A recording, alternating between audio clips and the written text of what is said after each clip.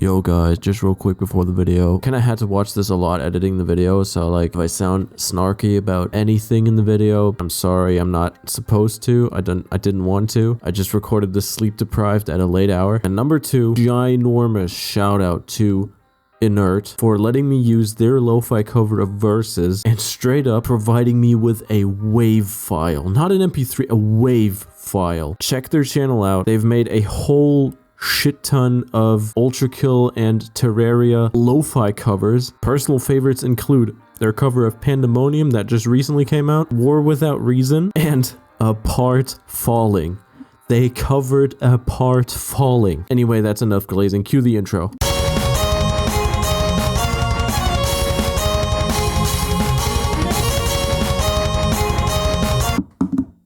I forgot doing this. So, if you're old enough to remember, back in 25, I polled y'all on my YouTube community tab as well as my Discord server whether or not you'd like to see me breaking down one of my covers, and there weren't a ton of answers, but among those answers, Versus Susie won by a landslide. I think it was a ratio of like 10 to 1, something like that. So without further ado, here's how I did it. Now, first of all, before I even start going into this cover, shout out to Willow for making me do this. We were on call and she was like, you should do this song. It's still kind of hot among the fan base. Not verbatim, but something like that. So I did the step one to all of my covers ever, which is putting them onto each other and figuring out where they can go arrangement wise. I did what I could do to suit Versus's length with the short track that is Versus Susie, as it is going to be with a fake out battle theme like that. Actually, before I forget to mention, this Versus Susie thing has been done a whole lot. I think I mentioned in the description that I was late to that party, so I wasn't the first one to do this. So shout out to these people who did it before me. They beat me to it, is what I'm saying. I slowed Versus Susie down to the tempo of Verses, which in this case is 120. That also connects to another thing that's going to come up later, so keep that in mind. Immediately, right at the start, I was like, okay, this riff right here from Versus Susie is a great starter riff to basically replace that of Verses, but I wanted to keep the rhythm of Verses, so I had these notes play this rhythm. I got this. The rest of the decision making here was just basically figuring out how to do these individual sections of verses. This one, this breakdown synth section. So yeah, that's how you know how the decision making is done. Now to the instrument choice. How do you cover an ULTRAKILL drum groove? The answer to that, luckily, is Hakita is not a drummer, so y'all don't need to learn how to play a drum set. And his solution, especially as early as Verses, was to go for the fabled almond break. In this very case, Verses, he used a particular one from a compilation that I have downloaded here. I'm pretty sure that it's one of these breaks right here. For example, Reride. If I slow this one down from where it is,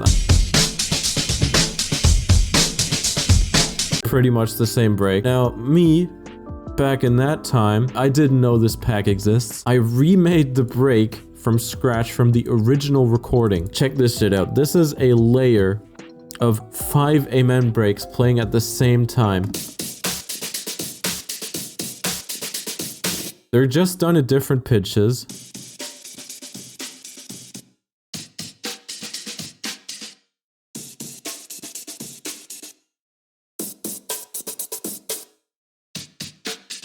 Now, obviously, these sound pretty strange because they're also going through an effects chain. If they were to be played together without any effects on them, they would just sound like this.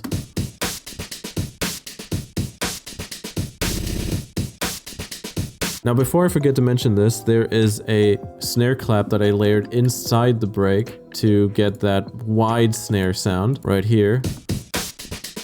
Also, just 3 snare claps from the groove snare claps from the stock library. No effects on these, I just EQ'd some lows out using the channel EQ. I'm pretty sure no one besides me uses this thing, by the way.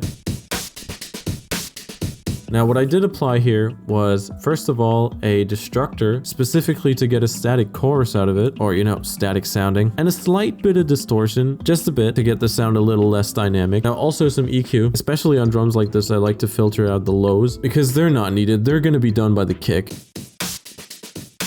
More distortion, because honestly, it wasn't loud enough. Actually, saturation in this case, my bad. Some reverb for the sound. I kind of regret applying this because it sounds fine without it, but I did hear some compression. Shout out to OTT. And finally, another EQ for the finishing touches, because OTT likes to give me low frequency artifacts on everything that I multiband compress. Look at that. I didn't ask for this. I filtered this shit out before. So I have to fucking high pass it. Now the kick. And this is an interesting one. We're on the default FL Studio tempo, and we're about to use the default FL Studio kick from when Versus was made. Listen to this. I figured out what kick sample this is.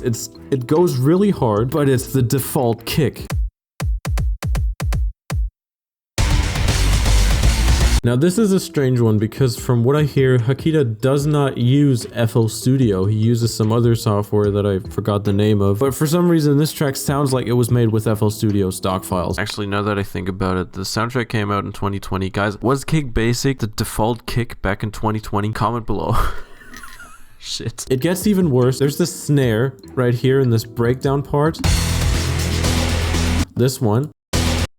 I found it. It's from the FPC pack. Literally, if you go to packs, drums, snares, and then find FPC snare 3. That's the one. Now, these samples you can find in stock libs of a lot of different DAWs. For example, Ableton does have this FPC sound too under a different name. But that kick is so stock that back in my day of producers, people called each other out on that stock sample. It was an argument against one's production skill to use this thing. That's how stock it was. Not a point I'd ever agree with, by the way. Use whatever sample you want. It's about what you do with it, not what you use. Now, in new FL Studio versions, this is replaced by the basic 808 kit, as it's called. So this is not as commonly used anymore, but from when Versus was made, this looks like it was made in FL Studio. But anyway, that's the sound we achieve. We find all of these samples, arrange them in that drum groove, and the final drum sample that we're going to use, literally 909 crash from, again, FL Studio stock lib. I put it in the FL Studio stock FPC drum pad to be able to arrange this with just MIDI notes for my own process, but y'all can just as well do it directly on the channel rack here if you use FL Studio. But the goal is basically to just recreate this drum loop, you know, consisting of that stock kick, that stock cymbal, and the not stock amen break. The final step is to recreate the whole break from these. What I did here for the crash is also mimic what Versus does here with it, where it pans it from right to left.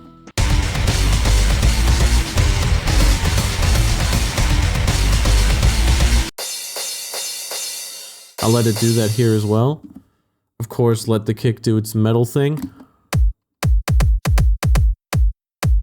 And put all that on the amen break, and you get the drums.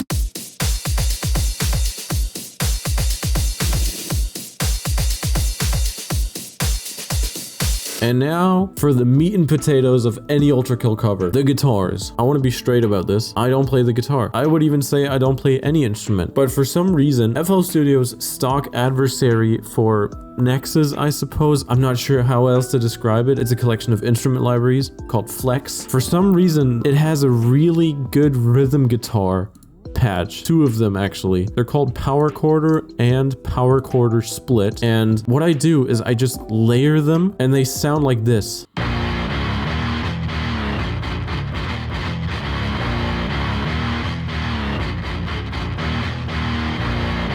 You can control whether it palm mutes by adjusting the velocity in the notes that you play here. The rest is adjusting their respective pitches. Note that I'm not using layer only here because on lower notes, power quarter regular sounds off. You know, if I were to play lower notes than this one, for example, it starts sounding like a regular sample. So sometimes you're gonna have to pitch power quarter up an octave, but still keep power quarter split, because power quarter split is what I let do the lows usually. But even despite all that adjusting that you're gonna have to do, it's brilliant enough. The library that it's on is called Essential Guitars. It's free if you have the signature bundle. Now for good measure, I layered this with another bass called Ovation Light.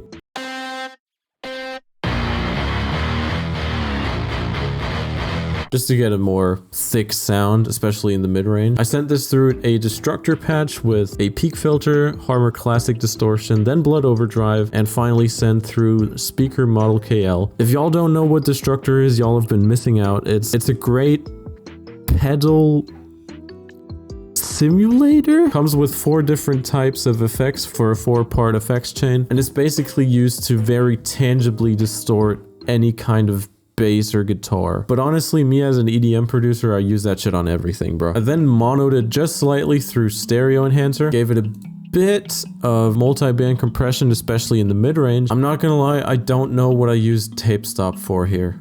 I'm pretty sure this is a mistake. Now layered, it sounds like this, and it's kind of awesome.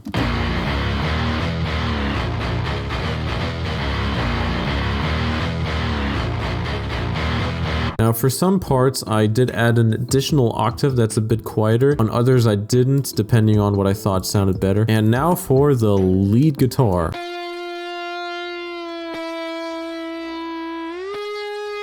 The notes are recognizable, they're easy enough to recreate. I don't think I have to get into details of that. The effects are interesting though, because it's the same effects chain that I just showed you, because it's the same fucking bass that I just showed you. Just goes off and plays the lead. And that's it for guitars. There's one more thing to discuss here that's pretty important. Actually 2 things, but one more instrument, which is the synthesizer. This thing right here is from the SGM sound font. If y'all have been working with any sort of Toby Fox style arrangement, y'all probably recognize SGM for how versatile it is and how often it's used by him. In this case, I went for the GR300 patch because it's a really chorusy sounding saw lead already, and it's really dangerously close to the one used in Versus. You can hear it here.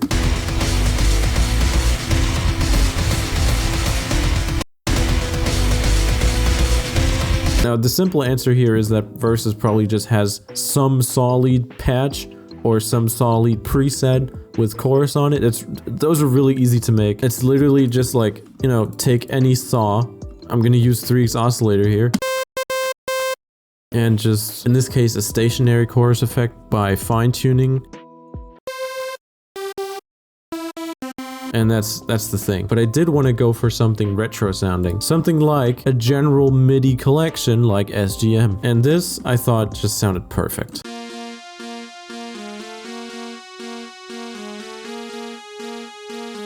Most of the heavy lifting on the synth is really just how the notes were written. You can see the 16ths here.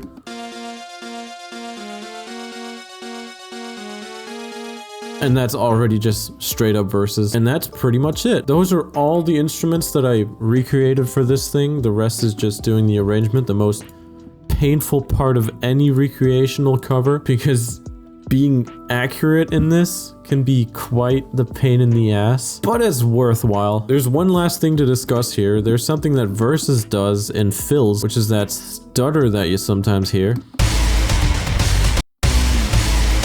Right here. I managed to recreate that on my own cover as well.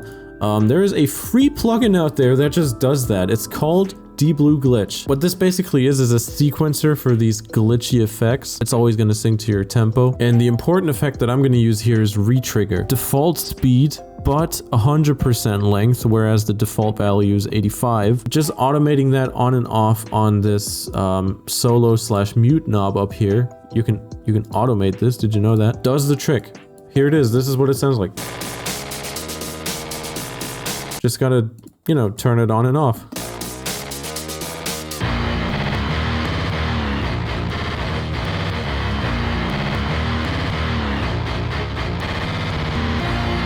And that pretty much wraps it up. That's how I did every single instrument, as well as the stutter effect on top of it all. There's a slight amount of mixing effort involved here, but it's basically just cut out the shit that you don't need. Anyone who's ever mixed anything in a project file knows what I'm talking about here, probably. That's how it's done.